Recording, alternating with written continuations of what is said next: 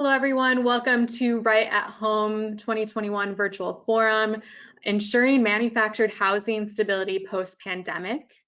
We're going to start the webinar in another minute or two to give others some time to join us. So in the meantime, get settled, get coffee, water, anything you need to spend the next 90 minutes with us.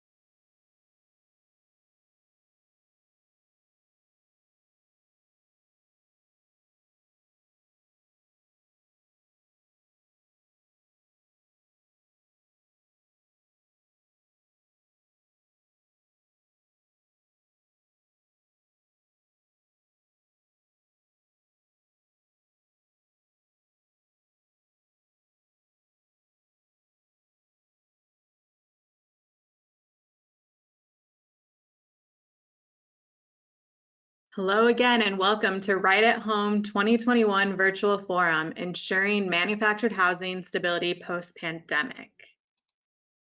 Before we start the webinar, we want to go over a few housekeeping items. This webinar will be recorded and will be made available to registrants within the next week. All webinar attendees are muted to ensure sound quality. However, if you do want to ask a question or share your thoughts anytime, you can do so by typing into the text box of your GoToWebinar control panel. And if you experience any technical issues during the webinar, please email gotomeeting@prosperitynow.org. To be unmuted, set your audio option to phone call, use the dial-in number, and enter your audio PIN. The dial-in number, access code, and audio PIN are in the audio table of your control panel. If the control panel is closed, click on the arrow icon to expand your view. And we have to unmute you, but the setting it to phone call helps us do so.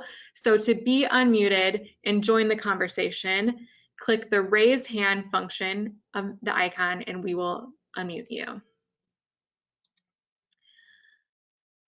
The Right at Home conference, or the virtual forum, this is the schedule. So right now you are in Ensuring Manufactured Housing Stability Post-Pandemic. Later today, we have a session on Duty to Serve, examining federal, state, and local policy to support and protect manufactured housing. And 2 sessions tomorrow, building a more resilient manufactured housing industry and reimagining the future of manufactured housing. So we hope you can join us for all of these sessions. And with that, I'm going to turn it over to my colleague, Doug, for another quick welcome. Thank you, Dara. My name is Doug Ryan. I am Interim Vice President for Policy and Applied Research at Prosperity Now, and I've been working on the Innovations in Manufactured Homes program for about 8 years, a little over 8 years. And I've gotten to know many of the panelists as well as many of you in the audience, and thank you for joining us. I'm here to let you know that to give you some updates on the program. It's been a little less than 2 years since last time we got together in Portland, and we look forward to the opportunity to do this again in the coming years in person. But this is an opportunity for us to reconnect on the issues that are important to us and that we've been working on for over 15 years. So with that, I want to just give you an update of where we are. There's been a lot of changes within the world, the housing world, affordable housing, manufactured housing, and at Prosperity Now over the last 18 months or so. About a little more than 2 years ago, Gary Cunningham joined Prosperity Now as our president and CEO. Soon after that, many of the workforces across the country went went virtual, as did Prosperity Now, a circumstance we're still in. There's lots of other shifts in the affordable housing space that we're keeping an eye on, but I want to reflect a little bit on what we've done. We've made the network, you all, and with working with us, have made some terrific progress in certain areas, in housing finance with state HFAs, significant changes to the lending programs at FHA and the USDA, and some real good work working with Congress and state legislatures on things like opportunity to purchase, consolidated planning, land use, and lots of other areas. And there's a lot more work to do in the future. So I just want to take this moment again to welcome everybody, welcome our panelists, which include Esther Sullivan from the University of Colorado at Denver, Myra Torres and Brian Garcia from Live in Cully, David Free from Family Promise in Anoka County, and Rachel Siegel from the Pew Charitable Trusts. And there will be lots more information in the coming weeks. I look forward to speaking with all of you either by phone or in person in the coming months. But please keep an eye out for information about this session. As Darren noted, there will be recordings available, but also information about the future of home and manufactured housing. So again, thank you for joining us and welcome, and I look forward to your questions and your participation. And with that, I'm going to hand this over to the first speaker, Esther Sullivan. Hi, can everybody hear me? Great.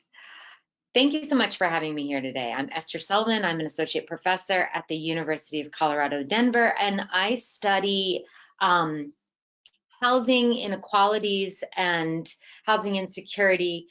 I've spent the better part of the last 10 years looking specifically at manufactured housing, especially manufactured housing that's located in manufactured home communities. About 22 Americans are living in manufactured homes, and manufactured housing is, simply put, it's a critical affordable housing infrastructure in this country. We can proceed to the first slide. As my own research has shown, residents in manufactured housing, especially when it's located in land lease manufactured home communities, are uniquely vulnerable to multiple intersecting forms of housing insecurity.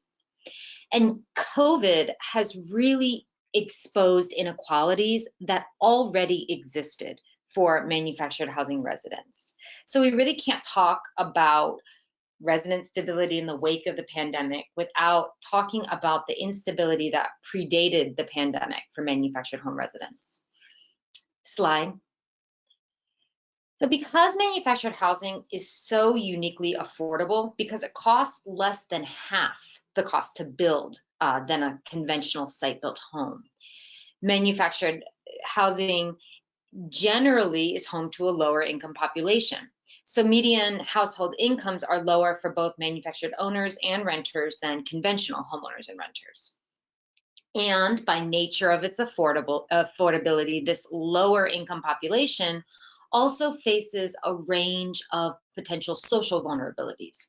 So we know that manufactured housing is home to many residents that are living below the poverty line, many older households, many households with people with disabilities, households living with food insecurity, and many recent immigrants, including undocumented individuals who we have to think during the COVID pandemic may not be eligible for many social supports.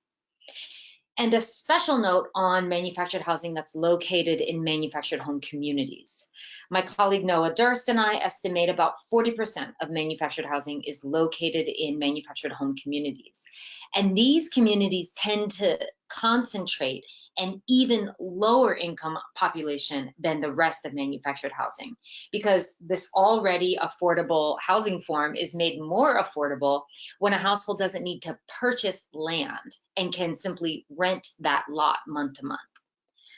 So my colleague Noah Durst and I estimate that about 30% of households living in manufactured home communities are living below the poverty line. 30%. That's compared with 8% of traditional homeowners and 15% of traditional renters. As my own research shows, this divided owner-renter status that we find in manufactured housing has made this some of the most insecure housing in the United States, and it can greatly exacerbate other social vulnerabilities. Again, many of these vulnerabilities preceded the COVID-19 pandemic, but the pandemic has really exposed and deepened these inequalities. Slide.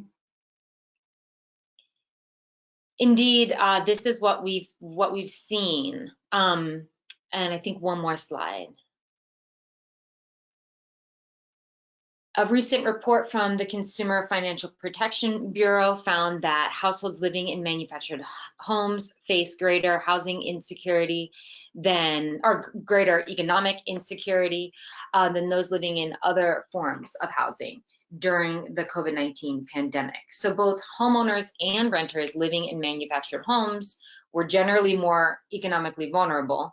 Right? Not only do they have lower incomes, as I mentioned, but the Urban Institute found that these households are also more likely to work in the very occupations that are most impacted by the pandemic.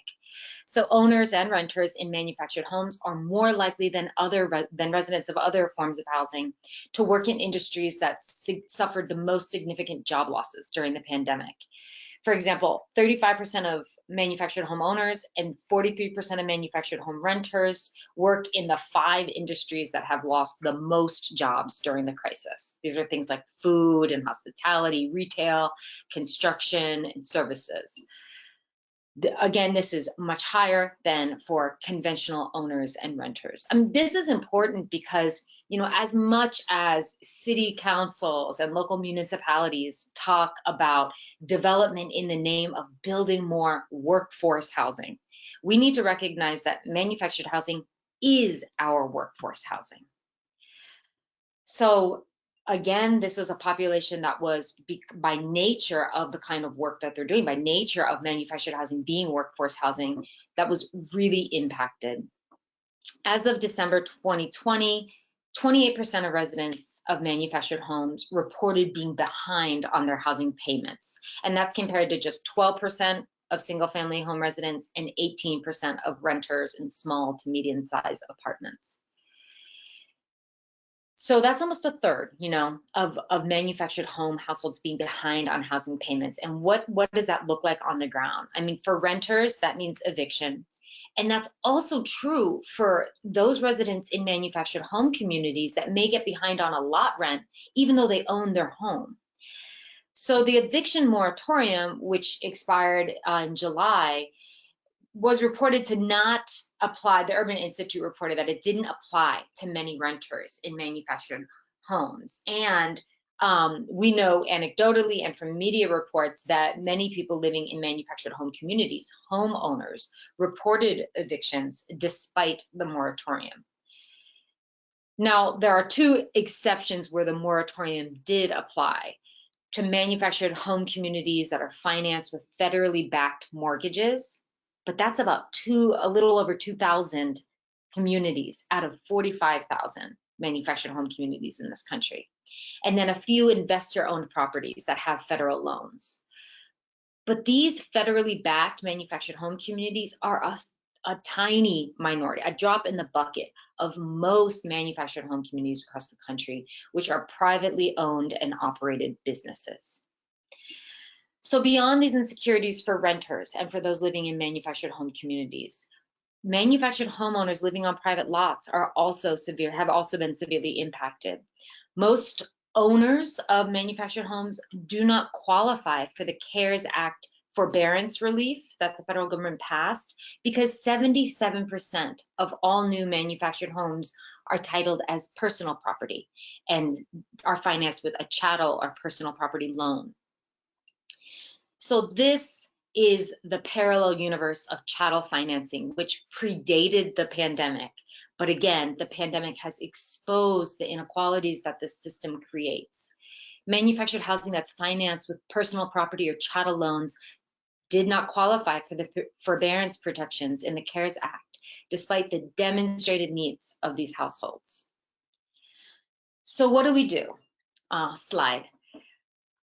Very often, we find that manufactured housing is disadvantaged by omission.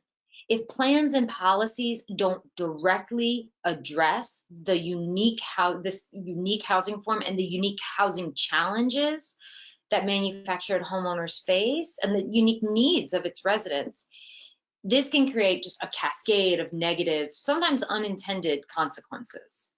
So we really need to push for clear, direct action that is tailored towards supporting manufactured housing.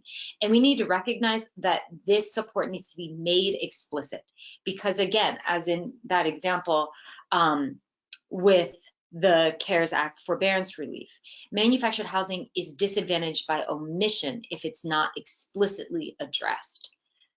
So as one example of things that we can do, the HEROES Act, this new COVID act, if it's passed by the Senate, it would extend benefits of federal forbearance programs to households without federally backed mortgages. So that would apply forbearance to personal debt, and that would include chattel loans that are the bulk, 77% of loans on manufactured homes.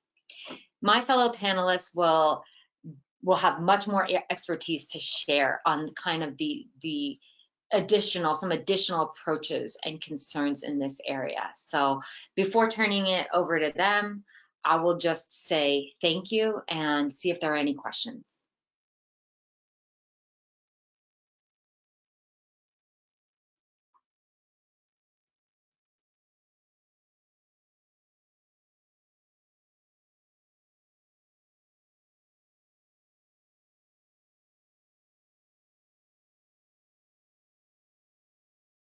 So we can move on to, Go ahead. We have a comment from John. HAF funds are becoming available for chattel financed loans. If you could speak to that, or any of the other panelists, just a comment that John dropped into the chat.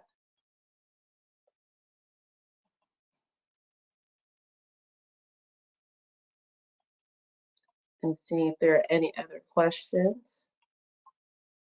There are not. Pam, can you restate that comment? It was, are HAF loans, AHF available for chattel loans? HAF available for chattel loans? Yes, the homeowner assistance fund program, which is the mortgage relief or home loan relief program that was a part of the American Rescue Plan, explicitly, as to Esther's point, the Treasury Department's guidelines on that program explicitly called out manufactured home loans of all types. So those are available. It's up to the states, of course, to make sure that those dollars roll to families that are in need. But yes, the Treasury Department made clear that in its rules and its guidance on the HAF that those dollars are available for borrowers of such loans. Okay, and we do have someone raising their hand. I'm trying to, here we go. Michael Pierce. Hi, there. can you hear me? Mm-hmm. Okay, yes. I was just curious on the figures for homeowners that were part of the eviction moratorium. I searched for a long time trying to find out how many homes were covered under the moratorium, and especially those that were for large corporate owners, private equity owners. And it seemed like it was really hard to dig down to the figures of which parks actually were funded by Fannie or Freddie or FHFA loans. So I'm curious just the nature of that data and whether there's a good way of finding out how many of the larger park owners were actually funded by those loans and so covered by the eviction moratorium. That is such a great and important question. And I also haven't seen data on that. And I would love to know if anyone else in this webinar has, because as you can imagine, that's crucial information. I mean, and it speaks to a real and problematic lack of data on manufactured home communities nationwide. Okay, thanks. Yeah, I can add a little bit of that. This is Doug Ryan. A couple of things. One is that the Seattle Times, and I could look for it and find it and put it in the chat, had been tracking that, but as both of you have said, it's extraordinarily difficult to pull that together. And it's a clear minority of parks that are financed with Fannie or Freddie. There are very few parks that are financed through FHA, so that's kind of an inconsequential part of the equation, unfortunately. But that the Fannie and Freddie piece are more consequential, and that data is hard to come by. But there, and also the National Low Income Housing Coalition had been doing some data collection on that as well. But it is very difficult to pull that together. But that's a really important and excellent question.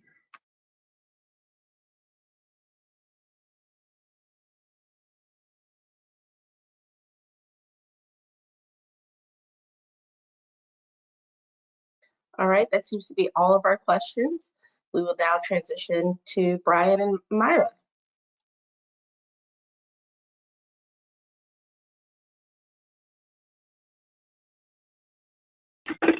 Hi, everybody. Good morning for us. Okay. I'm going to try to do, okay, can I get the next slide, please? My name is Myra Torres. I am the Community Engagement Coordinator for Living Cully, and I've been with Living Cully for almost 3 years. Living Cully is a collaboration between Habitat for Humanity, Portland / Metro East, ASEA Community Development, NEA American Youth and Family Center, and Verde. And we work in the Cully neighborhood to improve the quality of life of people of color and low-income people. And we want to ensure that Cully is always a place where people of color and low income can live and thrive. Next slide. Okay. Here in the Cully neighborhood, we have 6 mobile home communities within a mile radius. All of the mobile home communities vary in size, with the biggest one having over 120 households. Living Cully had a program dedicated to connecting with the mobile home community residents in our anti-displacement work. For the last 4 years or so, we met on a monthly basis with residents and connected them to each other, most importantly, but also to services. When the pandemic hit, we had to shut down our meetings and have met a couple of times with them via Zoom. But right at the beginning of the pandemic, as staff, we needed to figure out a way to connect and continue our engagement work with the community. We decided to call a handful of targeted number of our community members who were either really involved with our one or another program through our work of outreach. And we would just wanted to ask them, what are their concerns and what they needed most support with. After dozens of calls, we had our top 4 priorities. Number 1 was rent. Number 2 was food access. Number 3 was internet. And number 4 was reliable information.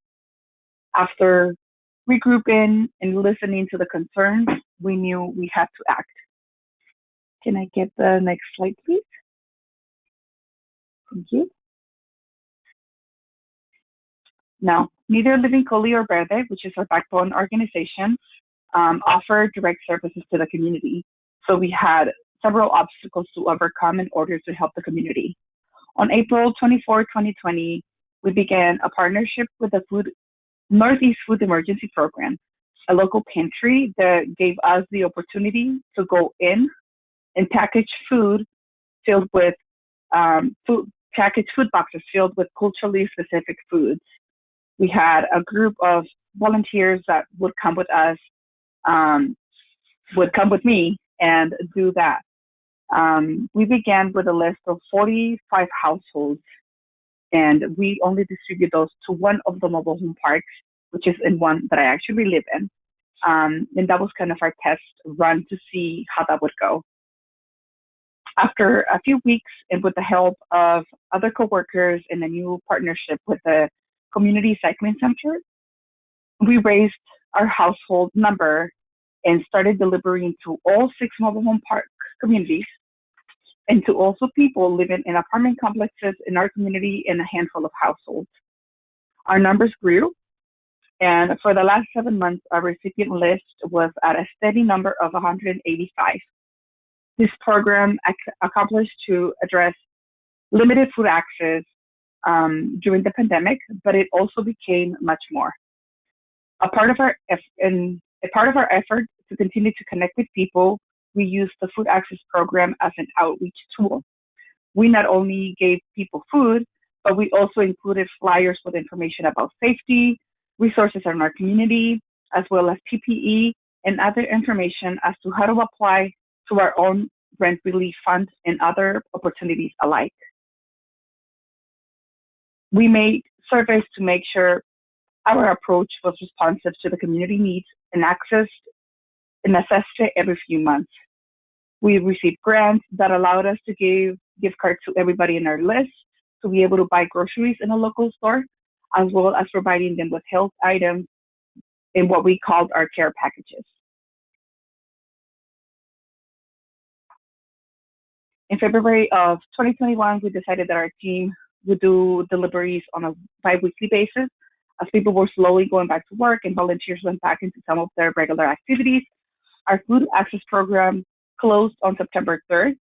After a few weeks of communicating with our families that we will be going back into our regular programming as much as we can, but also after sharing with them all of the other available resources that we have in our community. As I mentioned before, the number one concern for our community as our cities shut down was rent. And like I said before, Lincoln is not a direct service agency, so a new program had to be created in order to address this in the Cooley neighborhood. My coworker, Brian, will expand more on what the Living Cooley Rent Relief Fund was able to accomplish, and I will let him share about this amazing work on this program. Brian?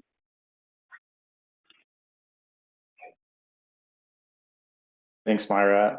As Myra mentioned earlier, we are not a direct service organization, and nor is our backbone financial organization, Verde.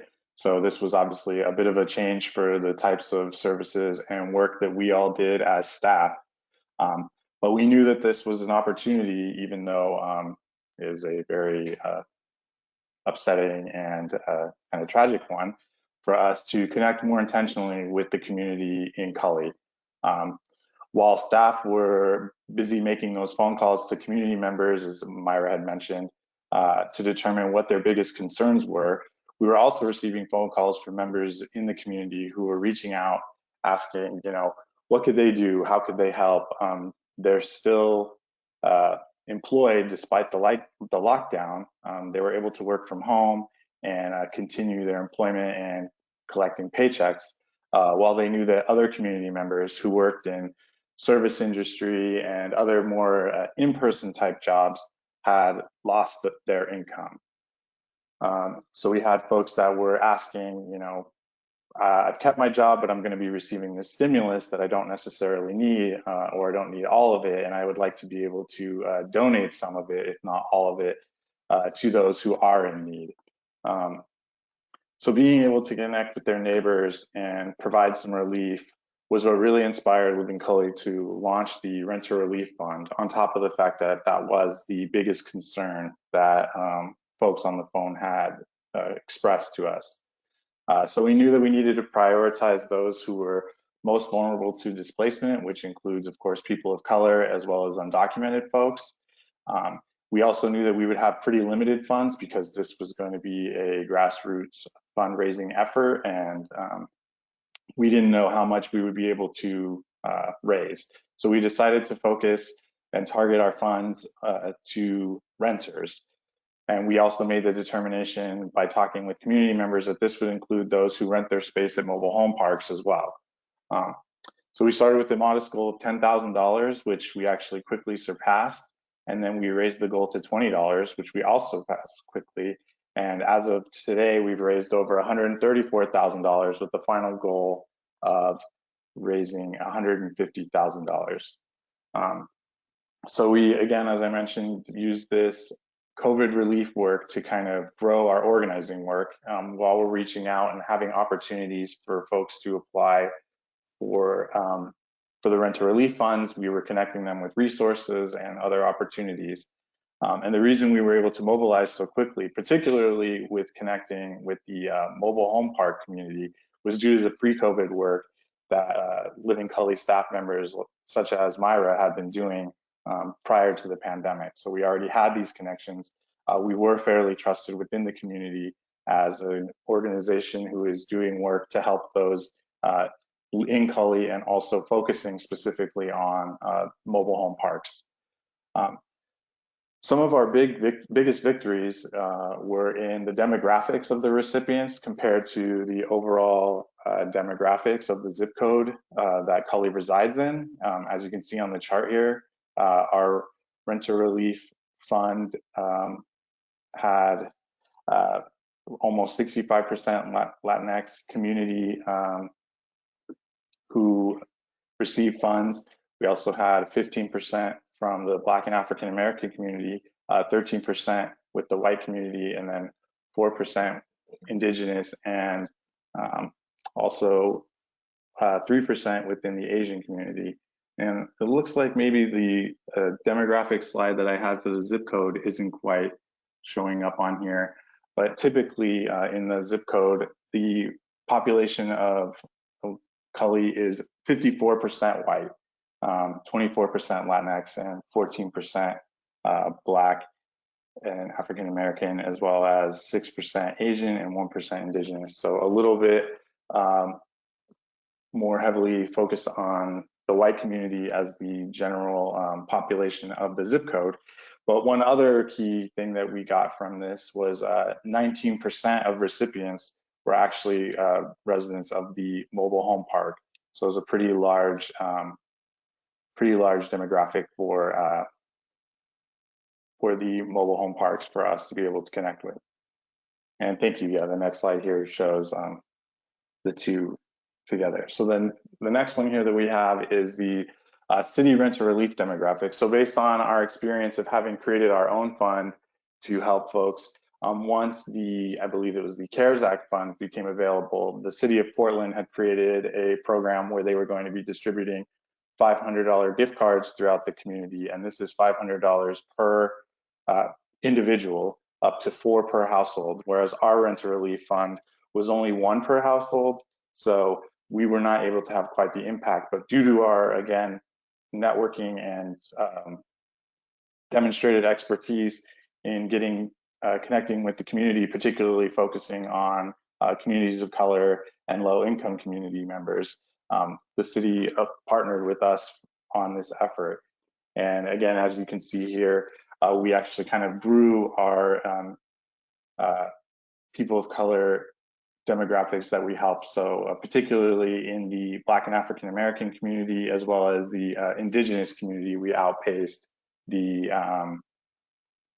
zip code demographics. If you can go ahead, I think there may be one more slide. It's broken up a little differently. Yeah, so you can see here that, again, we started to grow our work here with the Black community particularly, as well as the Indigenous community. And that's just with the connections that we were able to make through the initial efforts of the Renter Relief Fund that we created. And we continue to do work to connect with the Black and African American community. We have actually we hired a community organizer who's focusing specifically on connecting with that community in the Cully neighborhood. And we also work with our partner, such as NAYA, the Native American Youth and Family Services organization, to connect with Indigenous communities. But the key takeaway for us was both of the renter relief program and the food box programs, they really fed into each other. We would have folks speaking to Myra and the food box team asking for fund help with paying rent, and we would direct them to the renter relief fund. And folks that we were calling about the renter relief fund who had issues with food and things like that, we would connect them with the food access program. And through all of this organizing work, we really try to break down the divisions between the mobile home parks and the rest of the community, because mobile home parks can sometimes feel separate from the community. And through the work that Living Cully does, we really try to emphasize that we are all in this together. And we've had some pretty large organizing efforts around that that involve community members, such as protecting the oak leaf and our campaign to purchase the Arbor Mobile Home Park. And these were both efforts to kind of ensure that mobile home parks would be affordable for those who were living there. And I believe that it is what I have. And if there are any questions.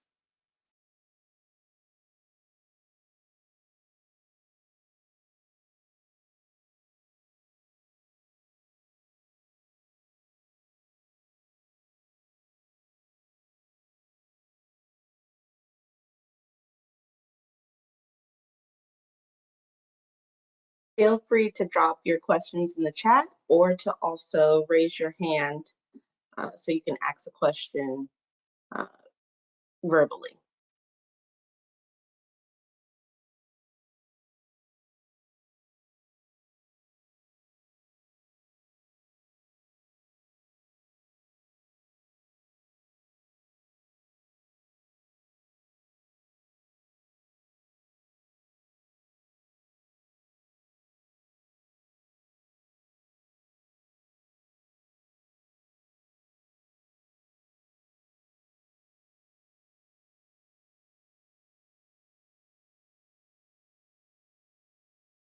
All right, having no questions, we will move on to our next speaker.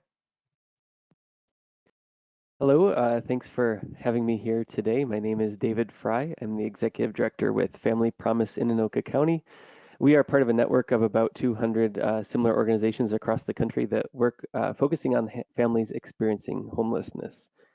About 4 years ago, we looked to expand our shelter program in ways that would help to make sure that people found more stability in their lives. And one of the ways that we began doing that was with our Home for Keeps program. And with that, we partner with manufactured home communities to provide permanent, lasting, sustainable home ownership options to families formerly experiencing homelessness. And through this process, we built a lot of partnerships that helped us be prepared when the pandemic hit. I'll share about our program experience and discuss a tool that has been a huge help for us. But first, I'd like to start with a story, and I think that starts on the next slide. A small group of travelers was hiking through the woods, and they came upon a river just downstream from a beautiful waterfall. When they stopped to admire the waterfall, they were horrified to see a person fall over the waterfall and into the canyon below, struggling to keep their head above water. They quickly sprang into action and organized themselves to pull the person to safety. But pretty soon another person fell over the falls and into the canyon, then another and another. The travelers began to grab sticks and ropes and anything they could to more efficiently pull people from the rushing river in the canyon below the falls. They organized effectively, but no matter what they did, more people kept coming over the falls.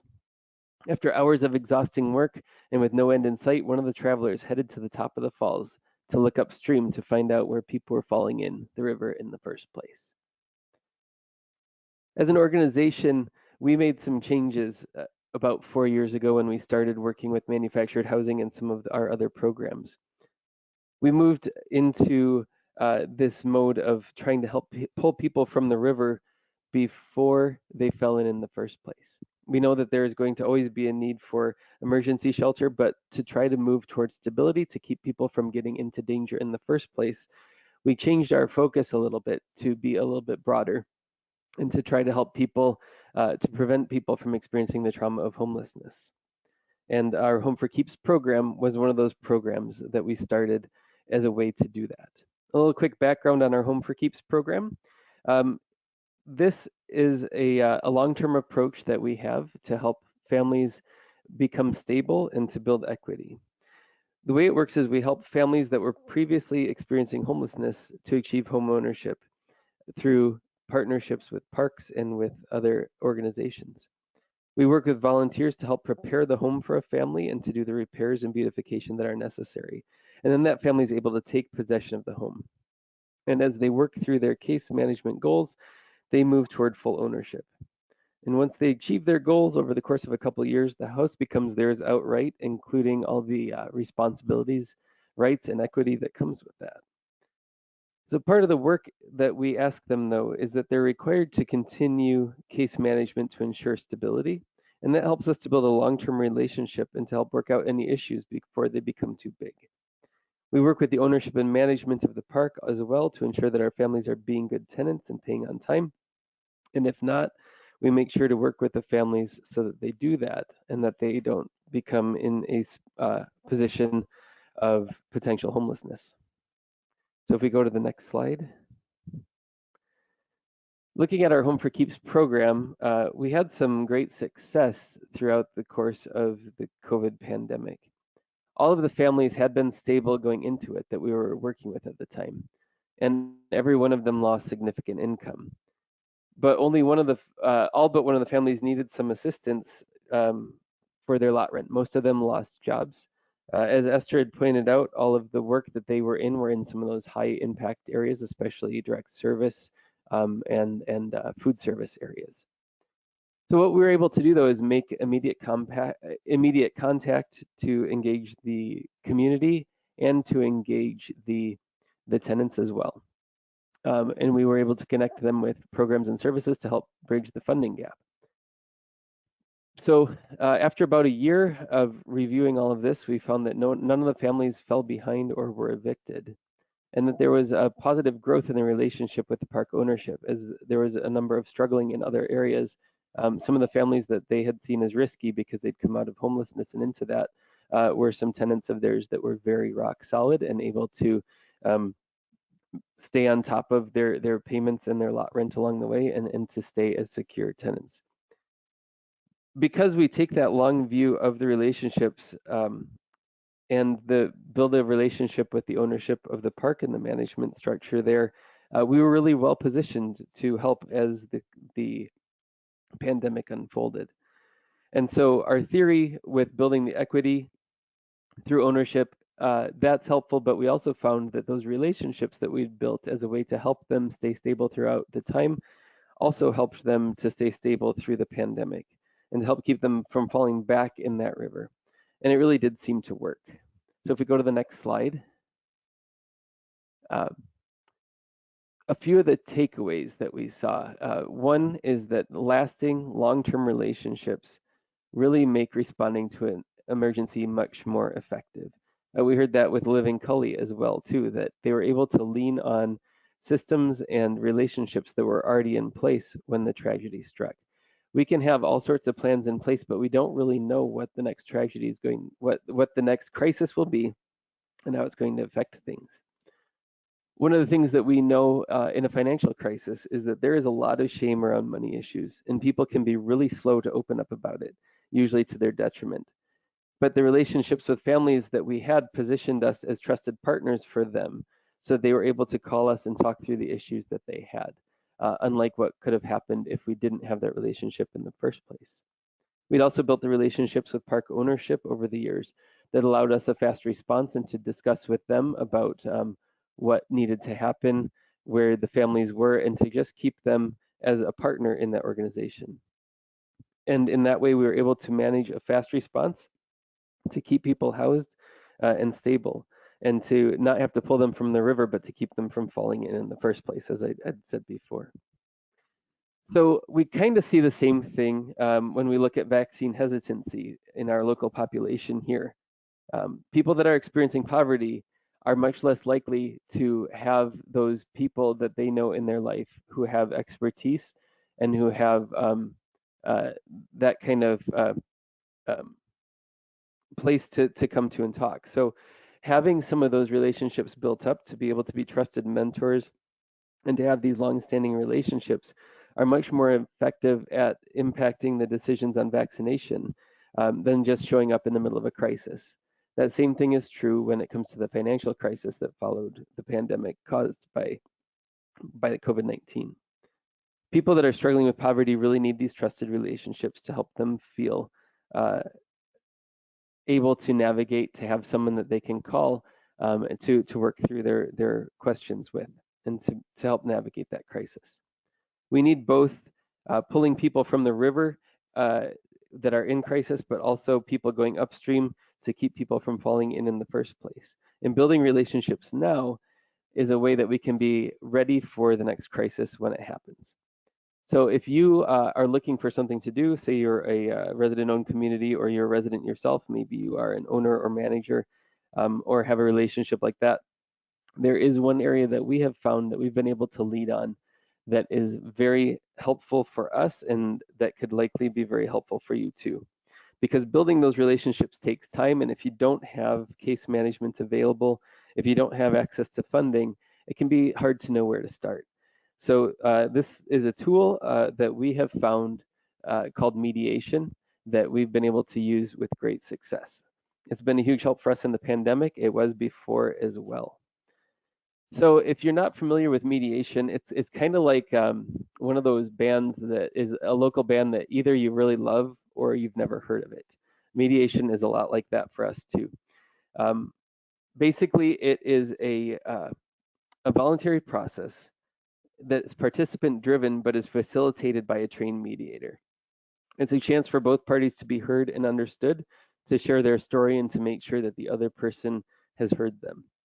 It's not technically a legal proceeding, but it can take the place of one for a far lower cost and with much more flexible and tailored outcomes. And it keeps a record out of the court in most cases. A mediation process is a specific planned process that is led by trained mediators and walked through with the participants. And while there's no guarantee of a positive outcome, the chances can be really high. It opens up a dialogue between the parties that can last well beyond mediation. It may start with a financial issue that has arisen and lean into some other areas as well. But it helps to develop a working relationship between the two parties. And one of my favorite parts is that it creates a space where people can be on equal footing, regardless of their income, education, background, heritage, any of those items. The mediators are trained with that as well too. So this can be a great way for people that tend to not have much power and to feel like they're often unheard, to really feel empowered in that way. So if we go to the next slide, mediation has a lot of great benefits. Everyone, like I said, can feel heard and that they understand the party's situation, and it helps them to put themselves in each other's shoes. And in that way, it really breaks down an us versus them dynamic that so often comes up around issues of resident and ownership and management, that there can often be an us versus them. It helps to break that down by opening up that dialogue. It really builds a relationship and sets a pattern for future conflict resolution, not only over what the conflict that went toward mediation was, but even into the future. It gives park ownership and management a new tool to use when they are having some struggles, and it can help the homeowners to feel empowered. And it also, everyone usually gains something out of it, even if it isn't an ideal outcome for both parties. Usually everybody has at least gotten something out of it that they're glad that they went. So in a few years of working with mediation, prior to COVID-19, we had at least 95% of the people were still housed a year after a mediation session. So what we've seen is that that has been a great opportunity for us and for the people that participate in mediation. So if you go to the next slide, nationwide, there are mediation organizations in almost every place that there is a court. Some rural areas may have to lean on a larger area, but you can find an organization that's close to you to start the process of using mediation and a lot of the other opportunities that they have. First one would be to contact your local legal aid services. Usually those can be contacted through the court system, or at least you can find information about those. And then also you can search community mediation on Google, and that will help you there too. There's also the National Association for Community Mediation. If you look at that one, you can find places that will help with that. And one thing that I'll note too is that most of the organizations across the country that work in mediation work in areas beyond that as well that can really help a small organization to develop what it needs to be able to build the relationships that are necessary. Mediation organizations often have de-escalation training can be great for people like park management and ownership. They have community healing. They have facilitated group discussions. So if there are issues going on in the park, to bring the whole group together, mediation organizations often are able to handle that stuff too. And there are many other opportunities and areas that they can help. But building relationships, as we've heard through our experience at Family Promise, through what Living Cully shared and what we've seen across the country, those relationships are so key for being able to navigate a crisis without everything collapsing. And we really feel like mediation services, get ready, find those in your area. That can be a really great place to start building some of those relationships toward the next crisis, whenever that may happen. So that's all that I have. I can open that up to questions, or we can move on to the next person as well. Thank you, David. Quick question for you from the chat. Do you have any advice for organizations trying to establish and build relationships with manufactured housing community landlords? Yeah, so what we have found is, so for instance, talking with a couple of the ones in our area, we have a resident-owned community that has weathered the pandemic pretty well. Just a few families in that one have had to apply for the rent assistance piece to get through. But another one of the parks that we work with has really struggled with people not being able to pay. And in a lot of cases, they have the feeling that people probably are able to pay between the either getting back to work or the expanded unemployment benefits that were there. But they have just chosen not to because they didn't necessarily have to. And I think that one of the key differences there is that relationship piece. And one of the things that we see from the resident-owned community is that with people having ownership within the park, that they feel ownership in what they're paying going to something important. The same is true in that family-owned park that I was talking about that has had a much greater struggle.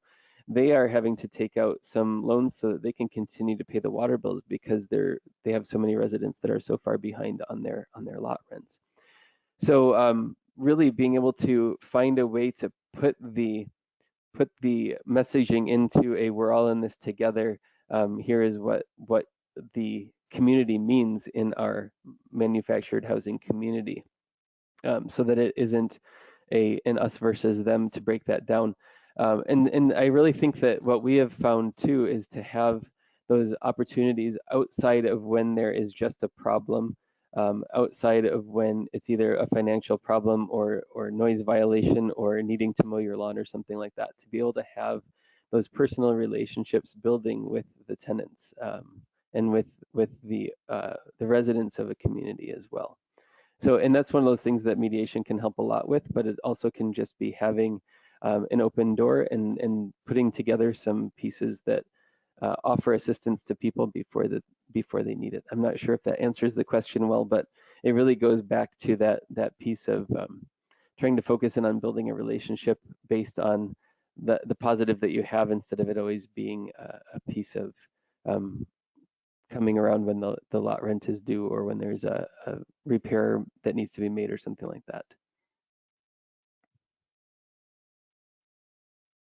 Thank you, David. And I think that is all of the questions that we have for now. So we can move on to Rachel. Hi, everybody. Let's go to my first slide here. Oh, nope, we're missing one. Go back.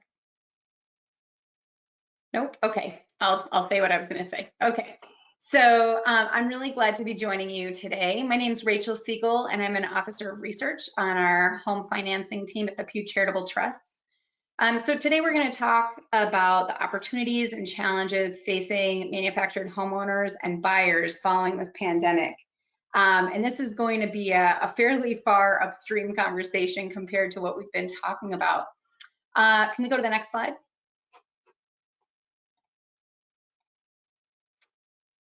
So the other speakers have gone through a lot of information about who lives in manufactured homes, residents, and how they stood before the pandemic. And then also talking about how their communities have responded and worked together through the challenges. But I want to take a pretty big step back and think more broadly about the housing market as a whole, where we are and where we've been, and what role manufactured housing plays and could play going forward. And then also look at some of our work that's coming out and will come out the rest of this year on denial rates and how to be able to leverage manufactured housing as a larger source of unsubsidized affordable housing. Go to the next slide. Okay, so I want to talk about the general housing crisis in the US. And to be honest, before the pandemic, experts were already saying that the US was in the midst of a pretty serious housing crisis. Over the last couple of years, we've seen an increase in demand for homes, and this isn't a bubble. It's the entry of a large number of millennial households who had put off buying a home until their early 30s. And then at the same time, we had interest rates at rock bottom, so buyers could afford larger mortgages and still afford their monthly payments. And both of these things together, as well as supply challenges that I'll talk about in a second, really increased the housing prices overall. So in an ideal world, we would have seen building really ramp up to meet supply and prices come back down. But at least so far, that hasn't really happened. But we are starting to see an increase in focus on this at all levels of government. Let's go to the next slide.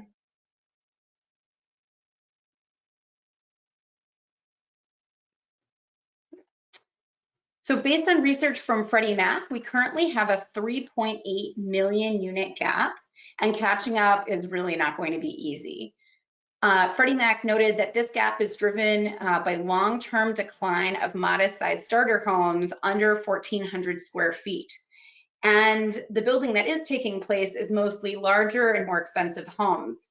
The census says that in 2020, the median size was just over 2,200 square feet and cost over $330,000. Next slide.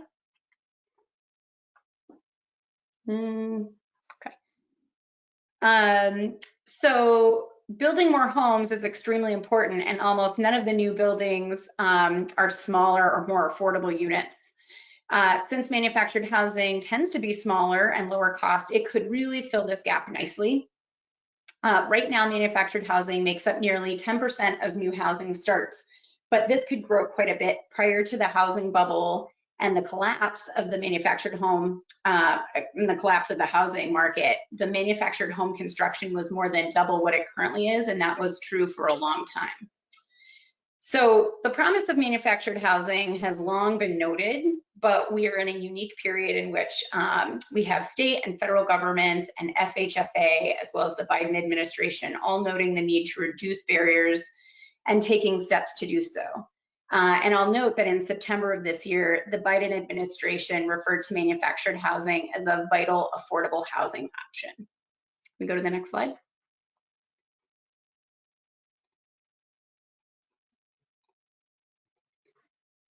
So there are some unique challenges in manufactured housing. I don't want to imply that they're all related to financing. One of the big challenges in using manufactured housing as a source of affordable housing is exclusionary zoning.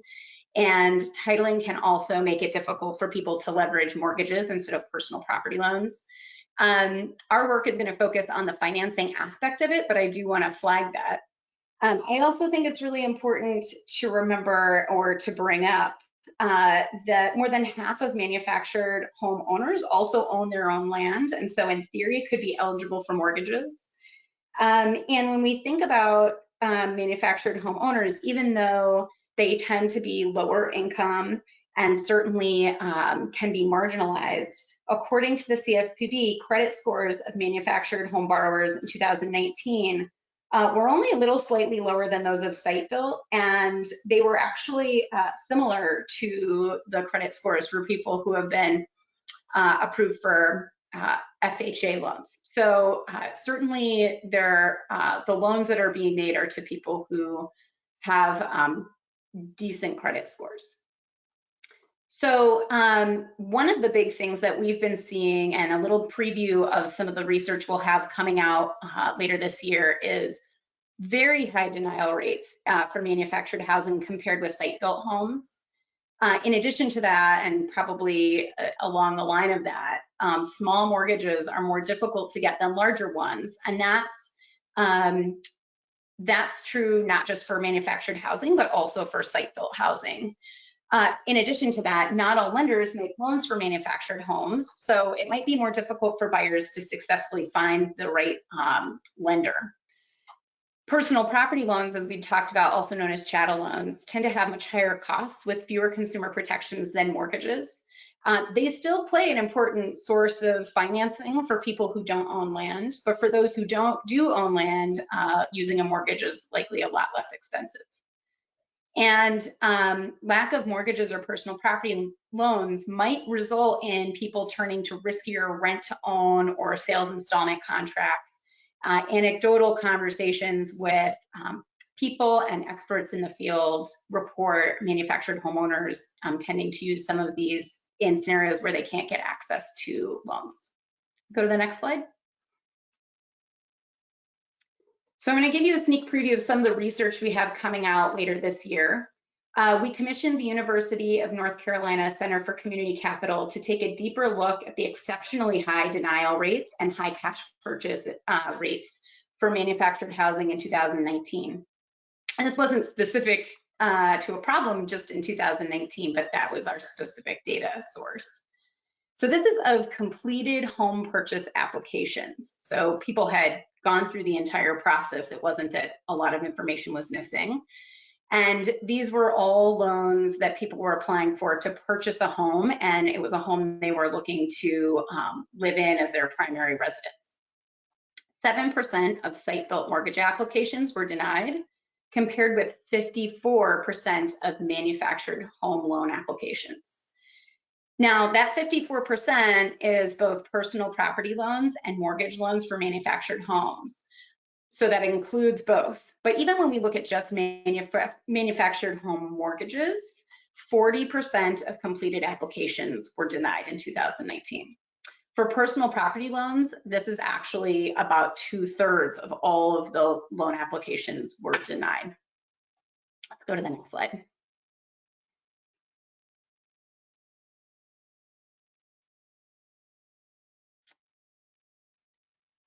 So some of this might be because people have trouble finding the right lenders, but also some of it may have to do with how people are underwritten. Lenders seem to use credit history more for underwriting and use the value of the home a lot less than they do for site-built homes.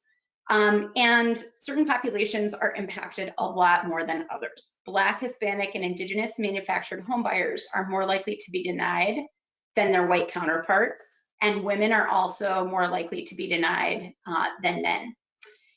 Interestingly, the Consumer Financial Protection Bureau, in a report they put out this past year, also found that people of color who do buy manufactured homes and did get approved for some kind of financing are more likely than whites to use expensive and less protective personal property loans, even when they do own the land. Can we go to the next slide? Oh, we did, okay. When people are denied access to credit, there can be, people have to do something next, right? So the question is, what do people do? And these are some questions that we are looking to try to understand more about. One possibility is that people turn to try to purchase in cash. And we were able to see in this research that in areas where denial rates for manufactured homes are higher, cash purchase rates were more likely, and people tended to buy older and smaller units. In addition, people may be turning to riskier or costlier alternatives like rent-to-own arrangements, and some may be remaining renters even though they prefer to own. And then on the bigger, broader level, individual challenges with financing likely results in overall lower levels of building manufactured homes just because people cannot find financing to purchase one. Next slide. So a bit more research is needed in this space. One big question is how many creditworthy applicants are being denied? We were able to see in the research that Federal Housing Agency manufactured home mortgages had much lower denial rates than the mortgages that didn't have that kind of government backing. And the denial rates are a lot more similar to mortgages for site-built homes. They also seem to leverage credit history in a more similar way to how FHA loans for site-built are done, compared with how site-built underwriting, compared to how manufactured homes are underwritten for those that aren't FHA. So one big question here is whether the expansion of government programs could improve access to mortgage credit, or what kind of expansion might be needed to help expand access to mortgage credit in a safe and affordable way for well-qualified mortgage manufactured home buyers. Next slide. So manufactured housing does have this potential to fill this chronic supply gap, but challenges with financing are an important hurdle. Denial rates are currently nearly 8 times higher for manufactured housing than for site-built homes. And this is especially high for Black, Hispanic, and Indigenous populations, who are more likely to be denied than whites for manufactured home loans. People of color who do buy manufactured homes are more likely than whites to have more expensive and less protective personal property loans, even when they do own their land. Next slide. And next slide. Okay, thanks so much. And if you'd like to connect with us, please feel free to come check out our website. It's pewtrusts.org/home financing. We have a newsletter and we'd love to connect. Thanks so much.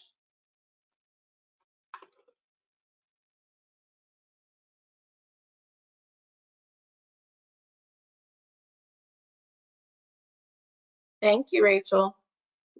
Appreciate that. And right now we'll take any questions.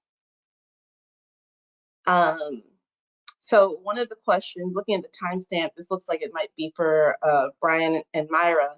Has there been any work to reduce rent? Or maybe this is also David. So any of the panelists can take a stab at this. And I think the intent behind the question is just figuring out, is there any work in reducing rents overall, in addition to the other work that you all have talked about today?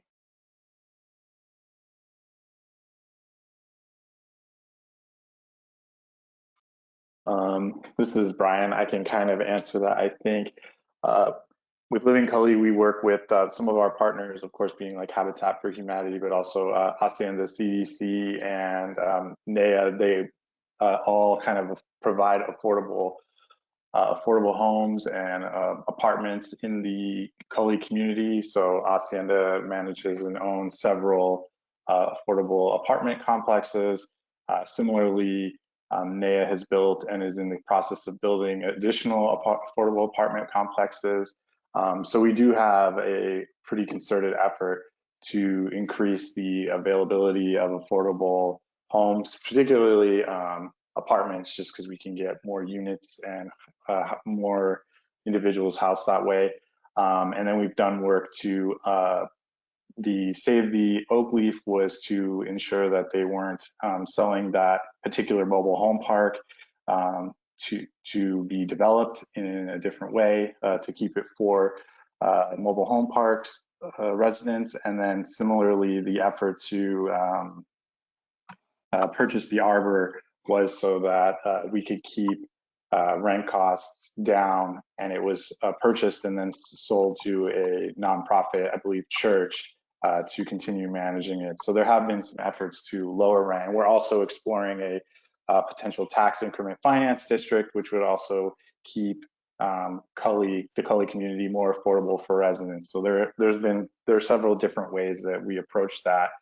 So the short answer, I guess, would be yes, we are working on various ways to keep rent and keep homeownership affordable in Cully.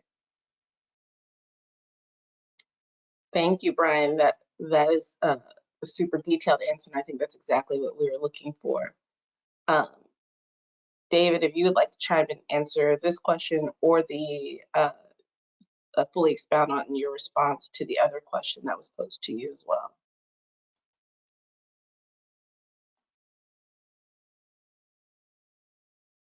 With this first question, I think that we've seen here in Minneapolis quite a spike in the lot rents, but also the cost of the homes in general. And that seems to be in concert with the decreasing supply of affordable housing. So sort of like Brian was talking about, the more affordable housing of any kind that's available, the more downward pressure that keeps on things like the affordability of manufactured homes and the lot rents in the parks.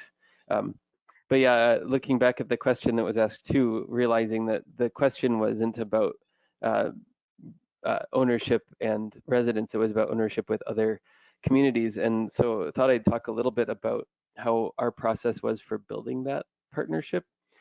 Most of the parks that we place families with in the first place were very skeptical, but they warmed up really quickly.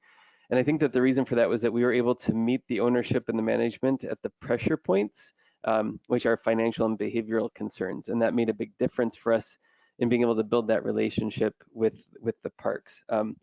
We work with our families pretty intensively before they move in, and we stand behind the work that they do by guaranteeing payment while they're still in our program, which is about 2 years. And if there are also any other lease issues or behavioral issues that develop, the ownership and management can call us directly to help deal with it. So basically, they're able to outsource some of the most difficult parts of their work to us, getting some of that financial stuff and the behavioral things taken care of that they don't necessarily have to worry about as much, because we'll stand behind that. We work with the families in our program to become financially stable and to be good tenants, and we guarantee that to the park. It's kind of like giving it insurance by standing behind our work, and we ensure that by acting as a fiscal agent, for instance, for the family in the first couple of years, that a payment won't be missed. If it's missed to us, not to the park. And so they know that there's that stable stream there, and gives them a chance to take a riskier person. But it's been a great way for us to open up the door to a much broader relationship, because they see us as a partner, not as an adversary, not as someone that's trying to get something out of them, but somebody that's hopefully meeting them, the owners and the management, where they are and with the needs that they have, and recognizing those. So I think that would be some of my suggestion of building relationships with ownership and management, is to go at the places where you know that they're worried the most, and that would be the financial side, and then having to deal with some of the difficult people and the issues that they might have. So I hope that answers it better this time. Yes, it does. Thank you, David. Myra, you would like to add to what Brian shared in regards to reducing rents as well? Yes. So with our work with Living Cully, working alongside one of the biggest parks here in Cully, which is Arbor, which is the one that I actually currently live in, through the work of moving the park out of the private market into the ownership of a nonprofit, which is in Vincent de Paul, we made sure throughout the conversations with both the community, the funding, and the organization, that there was talk among the residents here that they wanted to do a co-op. And we really pushed through, both as an organization, but also as residents, to make sure that the funding that was acquired to purchase a park, to put it out of the market, wasn't restricted enough, so that if in a couple of years the residents here at the park decide that they want to become a co-op, that door is completely open.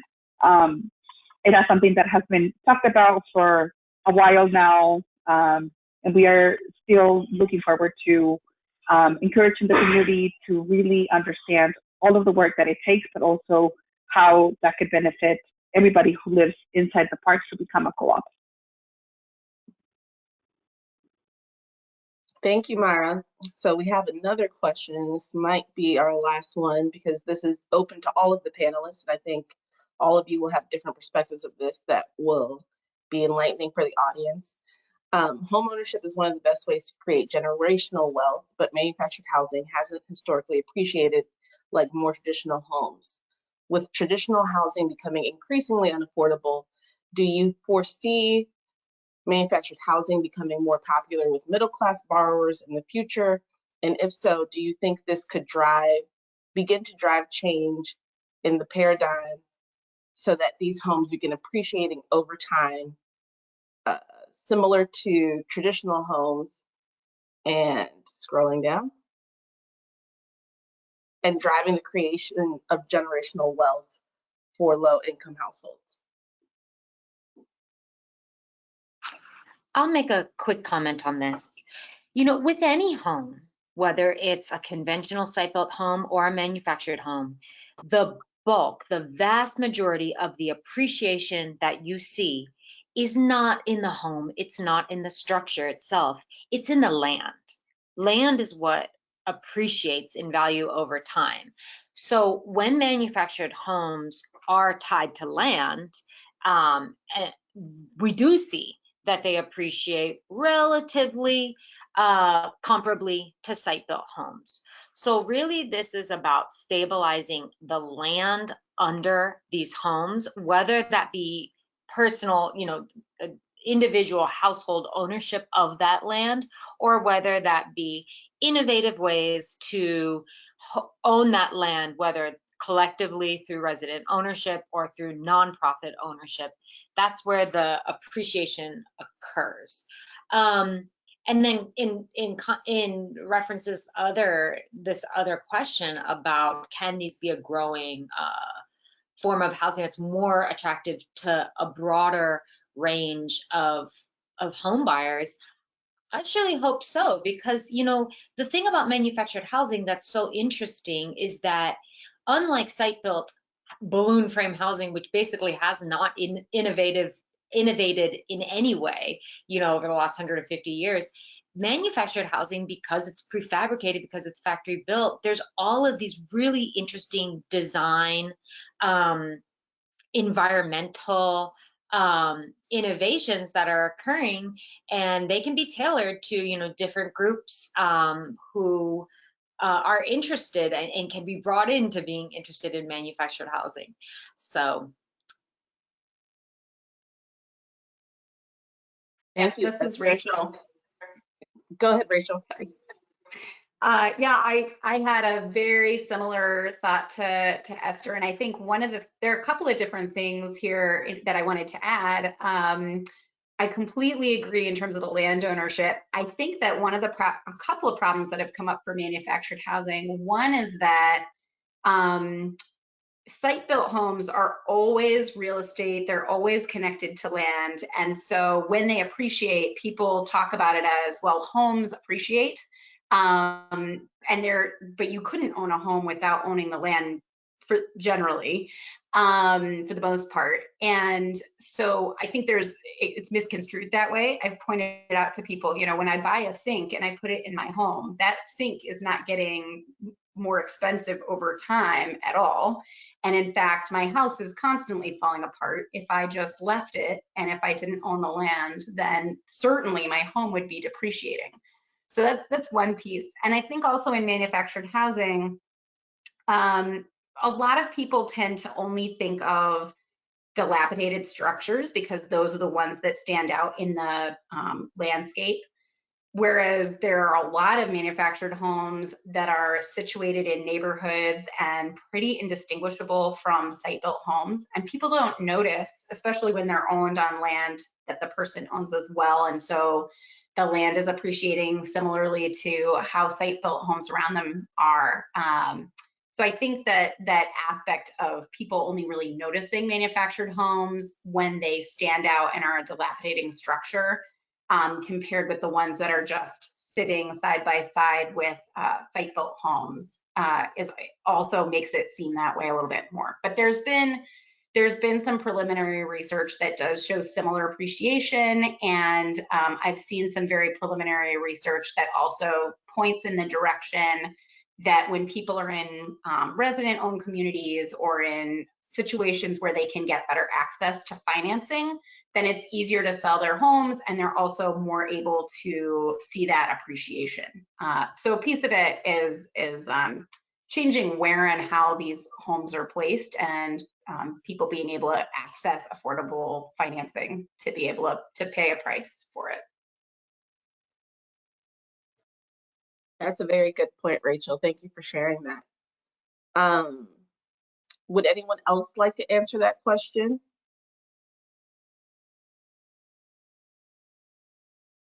All right, we have a couple more questions, and I think we have some time.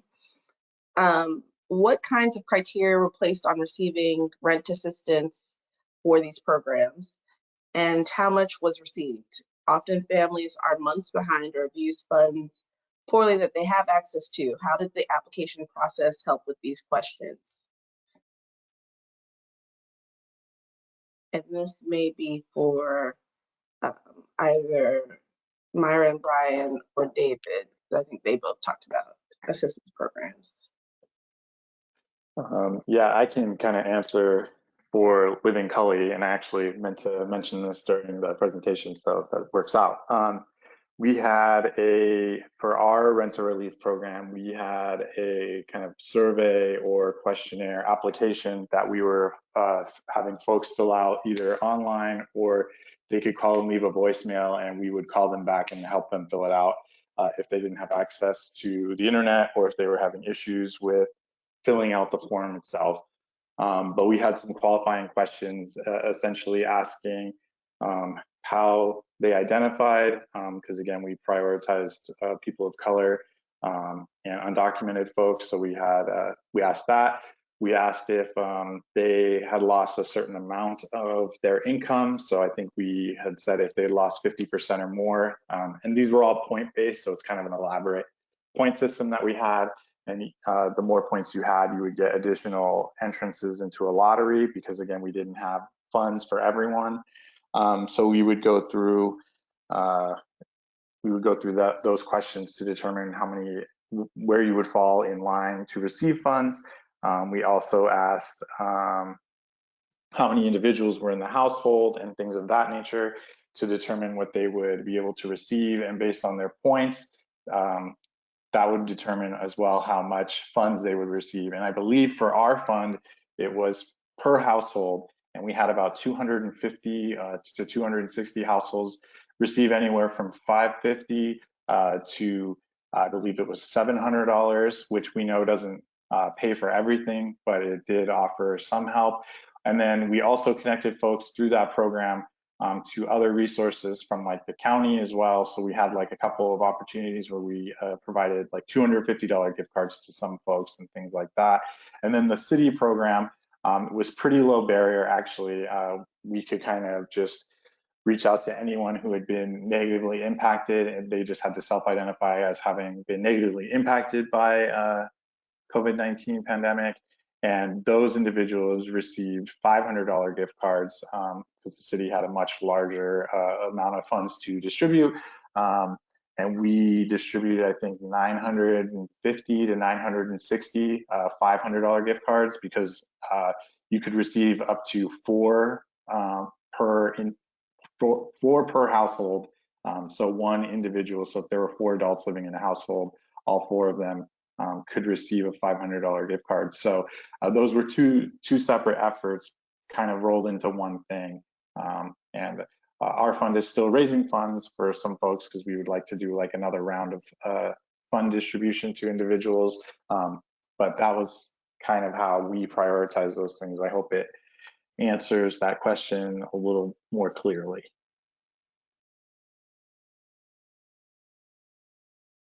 Thank you, Brian. We do have Michael with his hands raised, and I think this might be our last question. Go ahead, Michael. This question may be both for Rachel and Esther. Hi, Rachel. Thanks for your work. The question I had was, it seemed like you were proposing that building more manufactured housing might be a good way of reducing the supply crisis. And I was wondering if you'd explored further the reluctance of cities and counties to expand mobile home parks or build new ones to make room for that kind of housing. And some of the background here, some of the county and city folks here in Colorado are resisting those ideas for a couple of reasons. One is they're resisting the idea of sprawl, and coupled with that is the notion that manufactured housing is a lot less dense than multifamily housing. And another aspect of that is, I think, the ability for the homeowners to build equity and the security of the housing. But I was hoping if you could address the per unit cost of multifamily housing versus manufactured housing, and maybe address the unit per acreage issue that lots of city and county planners seem to think make manufactured housing less desirable. Yeah, thanks. That's some great questions packed in there. I don't have all of the answers for you, but I'll give you some thoughts.